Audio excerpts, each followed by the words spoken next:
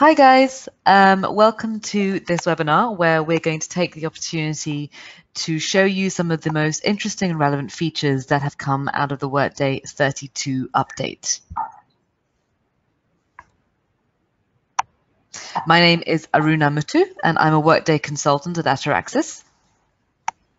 And I am Nora Tumba, also a Workday consultant at Ataraxis, and will be joining Aruna to present you the new features of this release.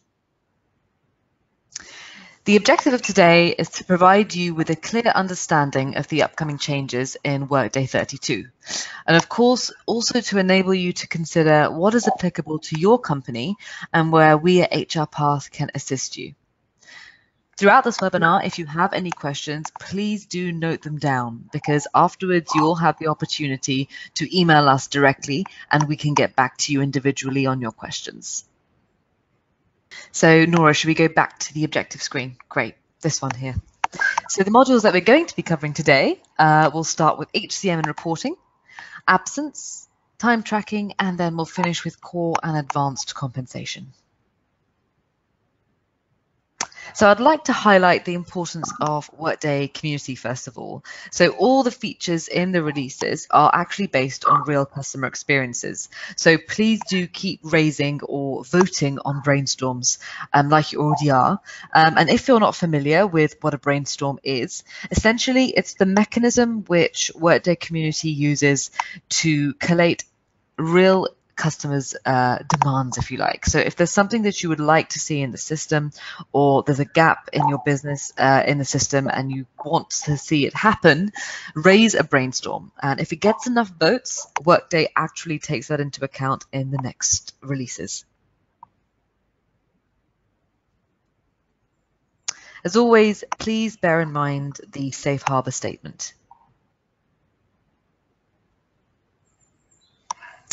So throughout this presentation, there will be some little symbols next to the features. So some of the features are opt-in, some are automatically available, so there won't be any setup required for you if you're interested in those. And there's one or two where the production date is to be determined. So just keep an eye on those, and I will call them out anyway as I'm going through each of the features.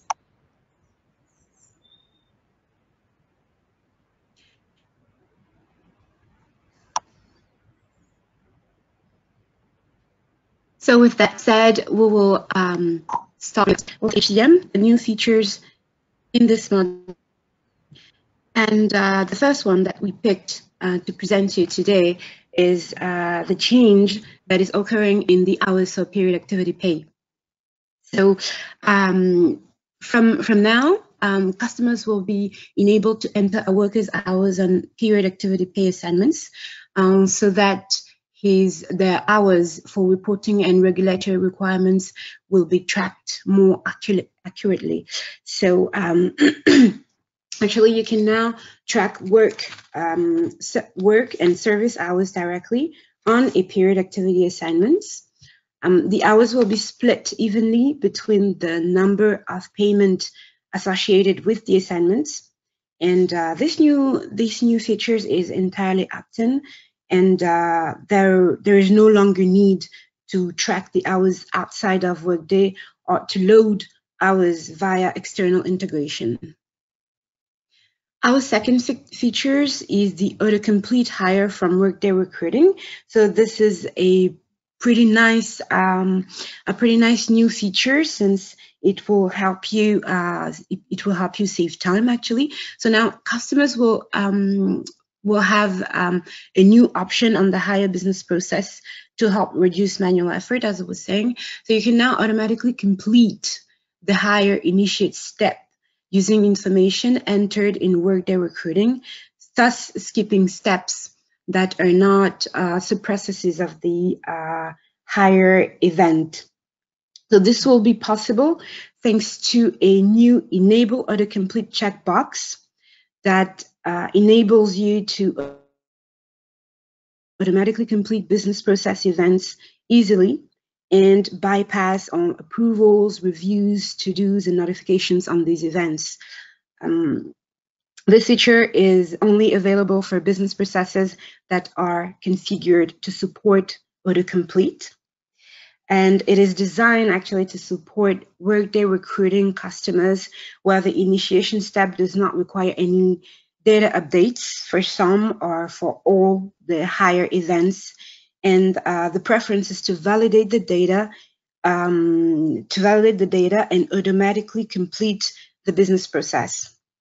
So common use of this new feature, common use cases, of this new feature include high volume hiring, seasonal hiring, retail hiring.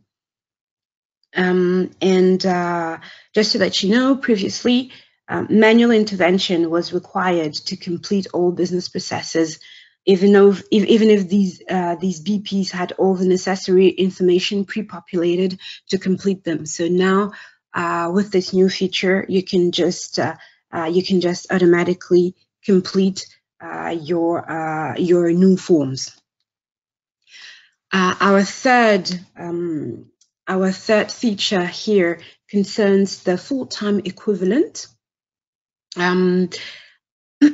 This will give the ability to distinguish between workers paid full-time equivalent and the working full-time equivalent in the change job BP. So I'll explain this. We'll take a closer look with some screenshots for this feature. So here you can see that we are in the change job business process, and we are more particularly in the details tab. And in this tab, you can see circled in orange and in blue that we have new options to specify a paid FTE and a working FTE. In this case, the employee here will have a 0% working FTE, as you can see circled in blue in the next screenshot. And but the paid FTE is 87.75%. So we specified, let's say, for example, it's 0% working FTE because let's say that the employee is on leave, whereas his paid FTE will be 87.75%. So this will actually provide a greater clarity throughout the organization, and will enable you to optimize compensation, payroll, and staffing processes, because previously the FTE was a calculated field and was a ratio of the scheduled weekly hours or default weekly hours. And in order to change the FTE values, you had to change the schedule weekly weekly hours or the default weekly hours. So from now on, this feature will be entirely opt-in, and paid FTE and working FTE is directly enterable and overrides the calculated FTE if a value is entered. So now moving on to the last feature that we chose, and it concerns the safety incident tracking. So there was an update on this feature that concerns the possibility to rescind this report. So this will make it easier actually for the safety administrators to collect data and to report safety incidents, and we'll also take a closer look with some screenshots. Sorry. So concerning the safety incident tracking, safety administrators, as I was saying, can now rescind the report safety incident and update safety incidents when mistakes are discovered within the reports. Here, I'm just showing you some quick modifications that were made in this report. So on the left, you can see the report safety incident tasks as task as you may already know it. And you can see that on the right, the notes and file section is now under a grid format, and it will be the same thing for the involved parties that will be shown under a grid format. Another new feature is that under the section nature of injury illness, the section body part code side, you will be now have the possibility to choose multiple body parts, which was not possible before. You had to choose just one single body part that was injured. And with this new release, it will be also possible to rescind a report that was submitted through the related actions, as you can see on the screenshot below.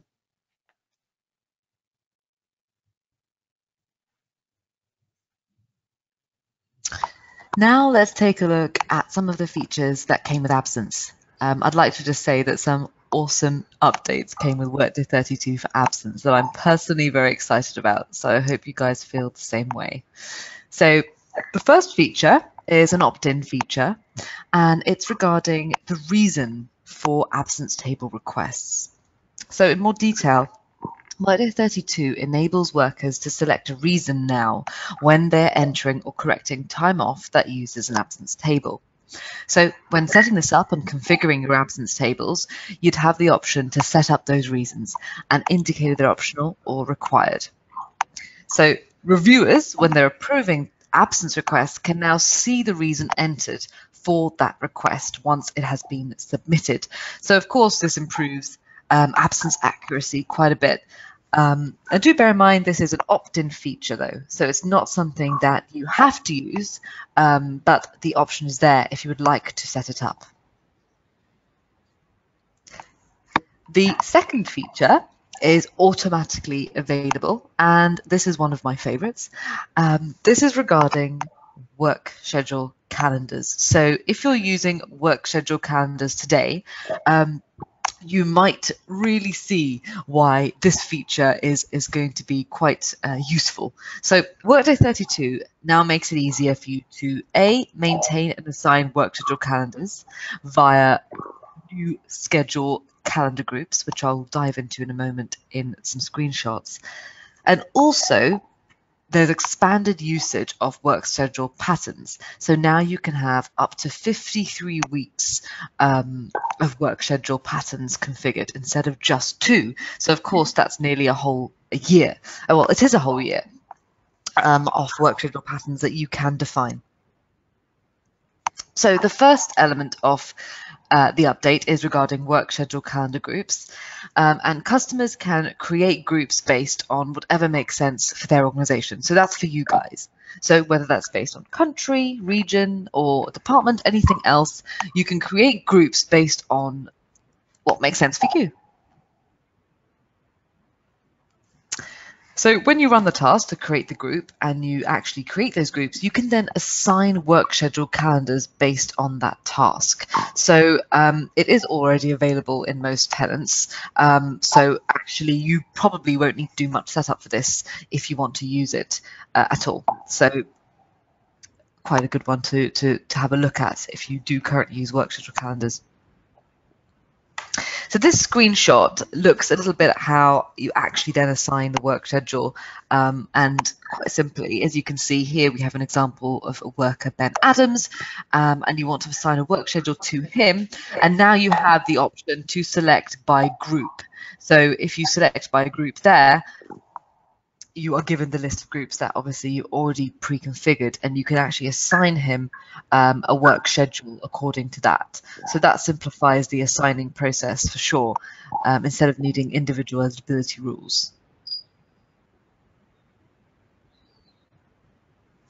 Now, the second part of the work schedule update, which is also very, very useful, is regarding the enhanced pattern functionality. So now customers can create work schedule calendars up to 53 weeks in length. So you can copy the schedule details from one row to the next. So that's from 1 week to the next. One thing to bear in mind is if you do want to allow workers to edit their own work schedules, which is also an option, that can only be enabled for less than or equal to 2 weeks in length. The idea, I think, there being that you don't want to allow workers necessarily to go ahead in time up to a year and sort of change all their work schedule patterns. Nonetheless, it's a really useful option from a configuration point of view.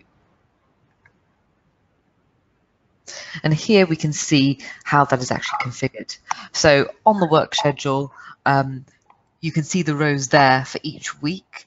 Until now, you could only set 2 weeks in advance for your work schedule patterns, which is not that useful, especially if you have a population with very changeable work schedules. And I know a lot of my customers did and do. So this is something that they are, I know already, are asking me how they can use it, and quite excited about it. So you can go ahead and time 53 rows there for a work schedule. The third feature is an opt-in feature, and another really good update from Workday on this one for absence. And this is regarding the start and end times on time off. So Workday 32 will enable users to include optional required start times and end times for worker time off requests. So of course, this helps managers know when in the day a worker has actually been off. Now, I've had this, I think probably nearly every time I've implemented absence, I've had this question asked to me, with particular for doctor's appointments. So of course, when an employee goes for a doctor's appointment, you might want to know when in the day they're going, because they're only going for a few hours. And now indeed that's possible with the time off request. So if we have a look now at the screenshot of the setup, it's a really simple configuration actually. So there is a checkbox to display the optional start and end times, unit of time, again, hours or days. And if you want to actually Workday to calculate the duration of time between the start time and end time, you should check that box as well. But most importantly, those checkboxes there, if you want to make the employee put in a start and end time, those need to be checked on the time off.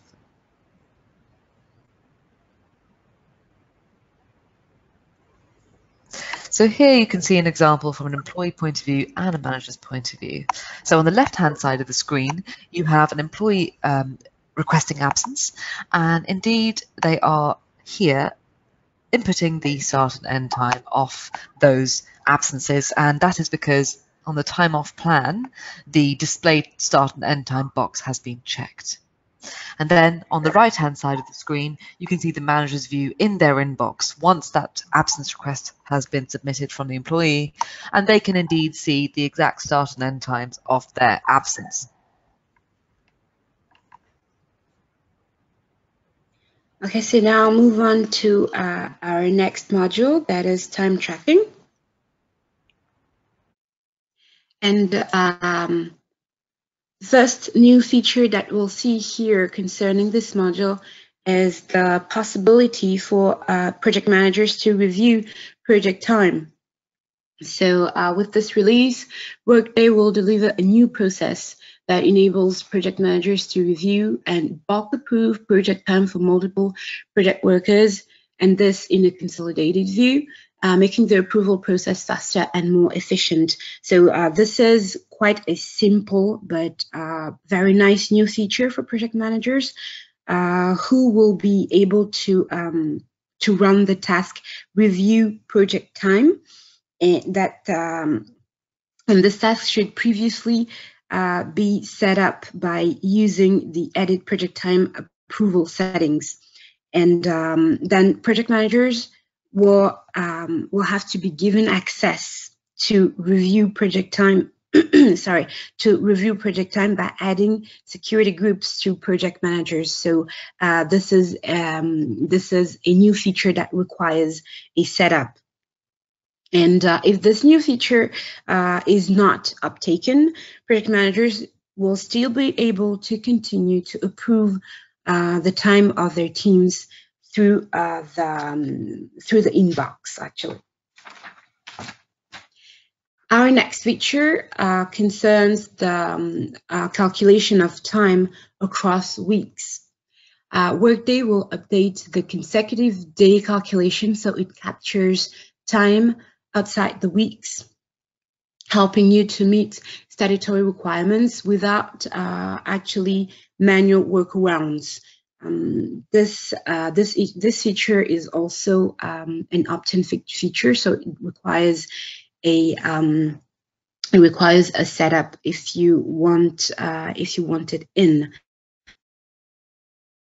So here we'll take a look at how it works.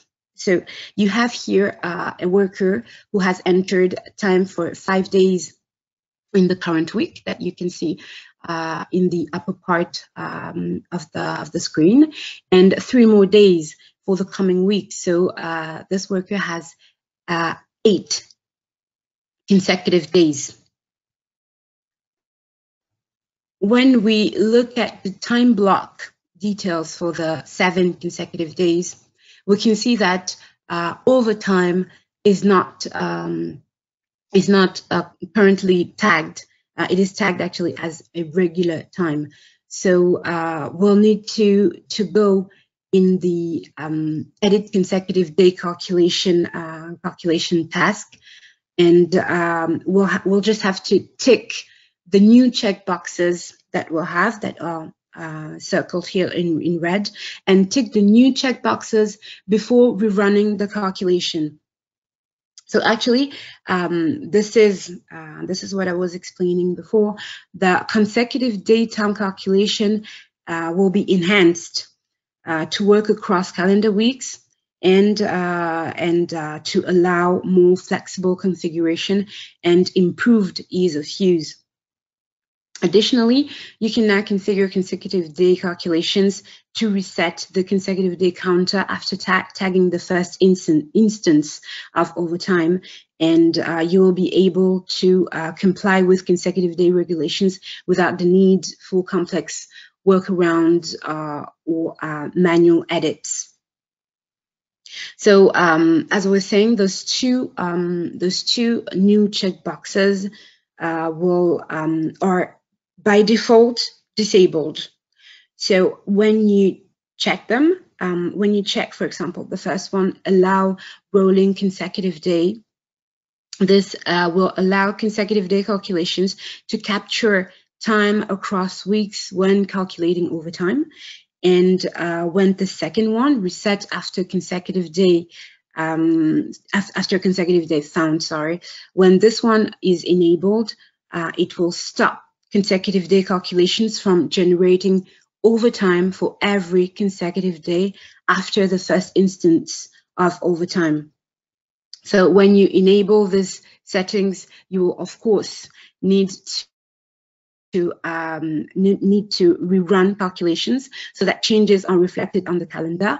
And here you can see the screenshots. One, we have rerun the calculations, and you can see that the 7th consecutive day time block is now tagged as overtime, as you can see circled here in red. Now our third new feature concerning the time tracking module concerns the scheduled versus worked hours calculations. So this also concerns the time calculations, task. So a new time calculation that enables you to compare a worker's scheduled hours to the actual worked hours will be delivered, and it will make it easier to calculate time worked outside of an employee's work schedule calendar. So we'll take here a closer look into it. So here, let's say as an administrator, I would like employees to receive a premium on time worked when they're not scheduled to. This new calculation that will come out with the release 32 of Workday will enable the company to identify the extra hours logged by employees before or after their scheduled hours. So let's say here we have an employee that always work from 8 a.m. to 4 p.m. And we during one day, let's take as an example, he will work an extra 2 hours. So instead of starting at 8 a.m., he will log in and he will log hours from 6 to 4 p.m. So which makes it 2 extra hours for him to be taken into account.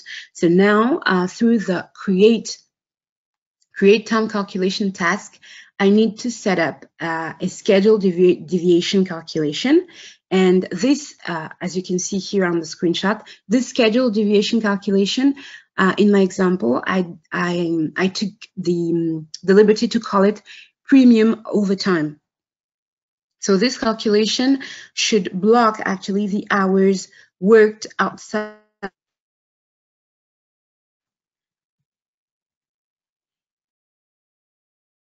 of an employee's schedule. And when I run this this new calculation, I get actually the 2 hours overtime that the employee has worked. So 2 hours overtime will be tagged as premium overtime.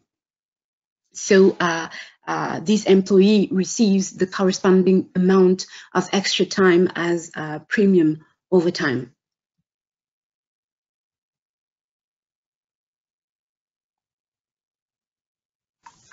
Now let's have a look at core and advanced compensation. So throughout these features, some of them will be sitting within advanced compensation and some within core, and I'll call out which is which as I'm going through. So the first feature we have is an opt-in feature, and it sits within advanced compensation. So this is regarding approval options in compensation reviews. So with Workday 32, we provide a new step in the Initiate Merit Business process, Review Employee Awards.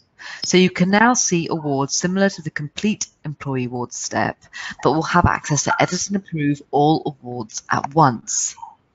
So the current situation is you can review, edit, and approve recommendations across the subordinate organizations, and some people outside of the process can see the data after completion. Now, with the new feature, so many customers wanted people outside of the compensation review planning process to be able to review and approve merit, bonus, and stock awards prior to completion. And that's where this feature came from. So do note, though, that this is an opt-in feature, so it would need to be configured and set up if it's something that you're interested in using within your merit business process. The second feature, sorry, Nora, if you... So the second feature is also an opt-in feature, and it sits within advanced compensation once again. So it's regarding optional merit awards on the merit process. So the current situation is that when you launch this process, you have to select the promotion, additional adjustment, mandatory increase, or lump sum. You can't do that separately. It's required to get a merit plan process. And now, with this update, you can launch or initiate the merit process without the previous requirement of a merit plan. So you can initiate compensation reviews with optional merit awards, providing much more flexibility during the compensation review process. So bear in mind, again, as I said, this is opt-in. So this is not going to be there in your tenant. You'd have to set it up in order to use it.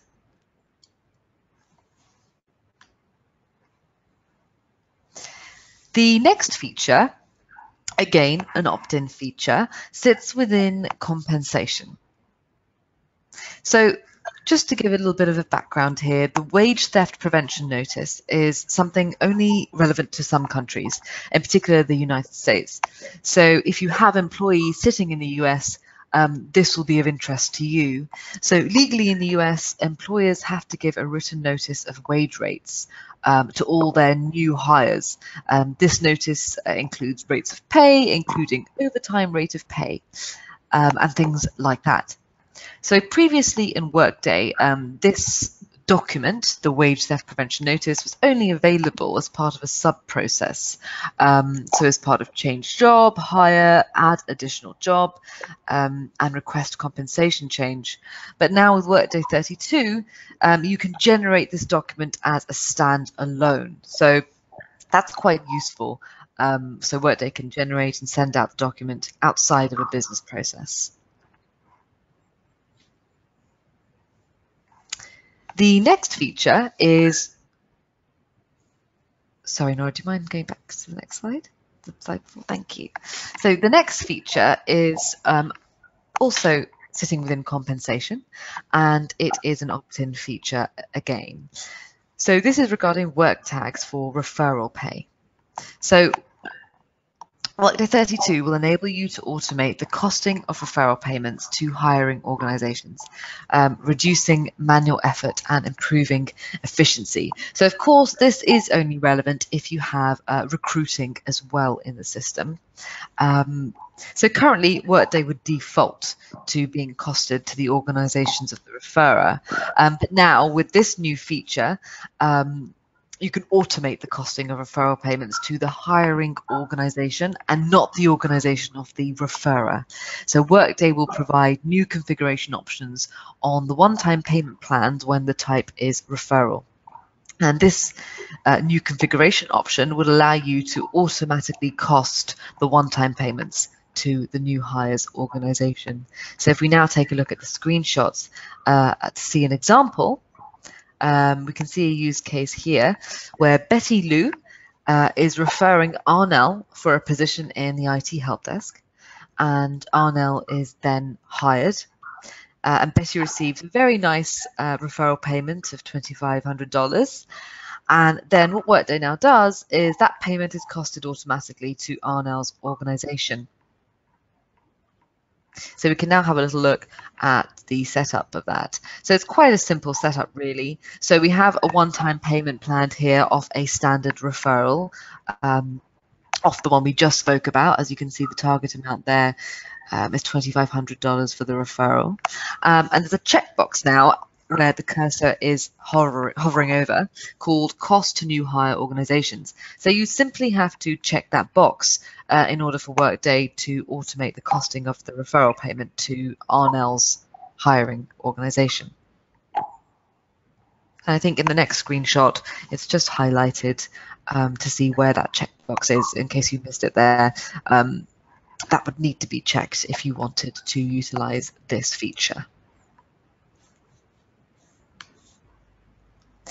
So now let's go on to the next feature, and again this is opt-in, so you would need to set it up if you want to use it, and this feature also sits within advanced compensation. So Workday 32 now enables you to remove and add large numbers of employees to compensation reviews, making it easier for you to manage employee participation during the review process.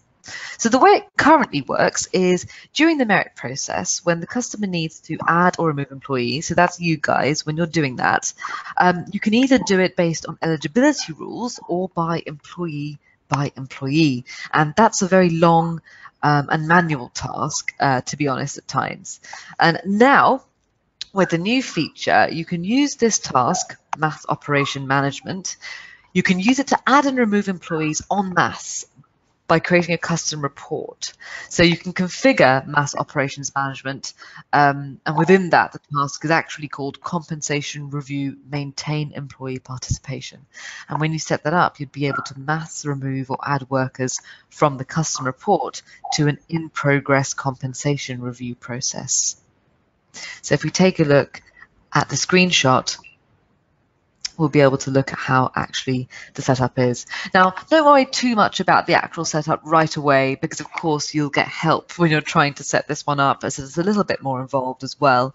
But this is how that task looks. So it's called Mass Operation Management, and actually the Mass Operation Management task is a task that can be used in the system for other areas as well. So in absence and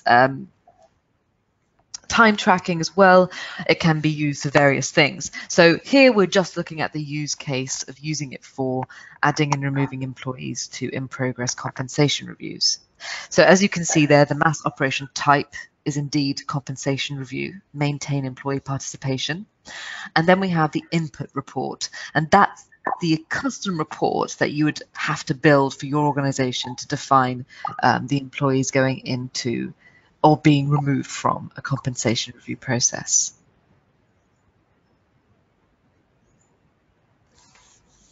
So again, don't forget that these opt-in features would require a bit of setup there. So that's where I guess we come in to help you out with that if you're interested in using it.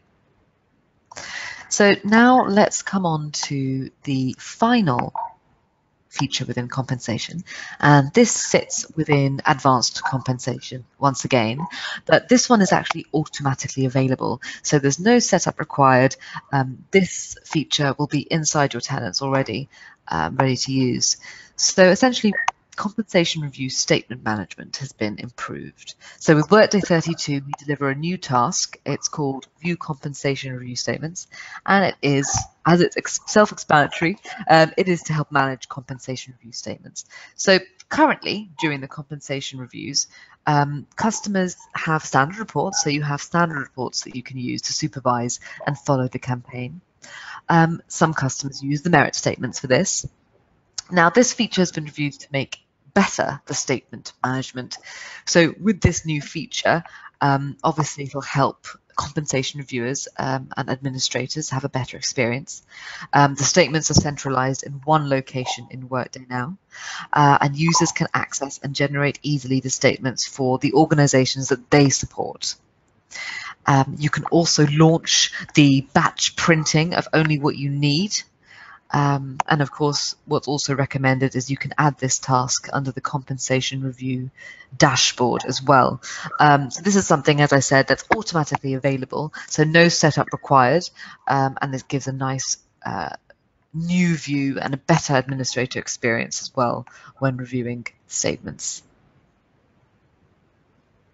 So I think that brings us to the end of today's presentation. Yes, exactly. So we thank you all for your attendance here, and we really hope that this presentation of some new features of Workday 32 was helpful and useful to you.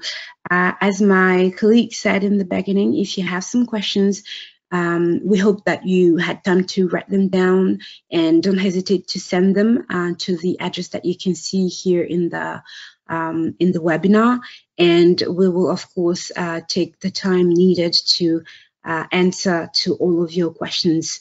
Also, don't forget that we have a second session to present you the new features of the other modules of Workday, and the session will be held on this Thursday, same time, so from 11 to 12.